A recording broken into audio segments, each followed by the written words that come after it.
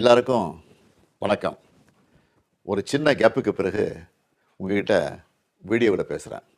கடைசியாக டீலிமிட்டேஷன் பற்றி பேசியிருந்தேன். அதை தொடர்ந்து எலெக்ஷன்லாம் நடந்து முடிஞ்சிருச்சு. ரிசல்ட்டும் வந்துச்சு. ரிசல்ட்டுக்கு பிறகு என்னவெல்லாம் நடந்துச்சு, என்ன நடக்குது எல்லாத்தையும் பார்த்துக்கிட்டு தான் இருக்கோம். 2 வாரமாக எல்லா வீடுகள்லேயும் நியூஸ் சேனல் தான் ஓடிட்டே இருக்குது. அந்த அளவுக்கு பரபரப்புக்கு பஞ்சமில்லாமல் போகுது.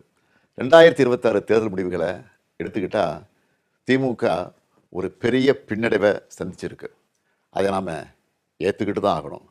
இது நிச்சயமாக நாம் எதிர்பார்த்த ரிசல்ட் இல்லை. இதுக்கு அவர் காரணம் இவர் காரணம்னு யாரும் யார் மேலேயும் பழி போடாதீங்க.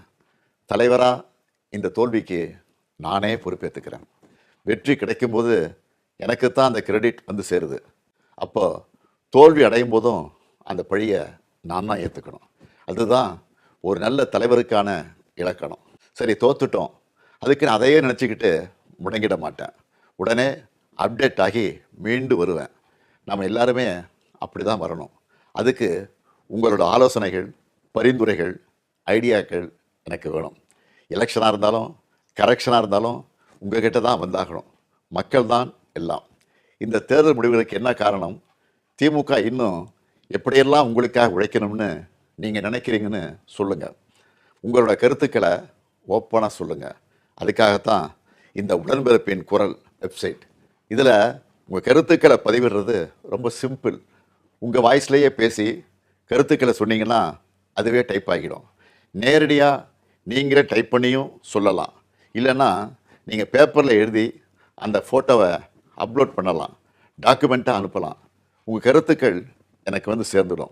அதையெல்லாம் படித்து பரிசீலித்து நம்ம அடுத்த கட்ட நடவடிக்கையை வடிவமைக்க போகிறேன். நம்மளோட அணுகுமுறை, சிந்தனை, செயல்பாடு எல்லாத்தையும் மாற்றி ஆகணும். காலத்துக்கு ஏற்ற மாதிரி எவால்வ் ஆகித்தான் ஆகணும். உங்கள் கருத்துக்களின் அடிப்படையில் டிஎம்கே 2.0 வரும். கட்சியோட எல்லா லெவல்லையும் தேவையான மாற்றங்களை செய்ய போகிறேன். இதனால் அடுத்த 100 ஆண்டுகளுக்கும் இந்த இயக்கம் உயிர்ப்போடு இயங்கும், உங்களுக்காக இயங்கும். உடன்பிறப்பே, நீங்கள் சொல்லுங்கள், நான் கேட்குறேன்.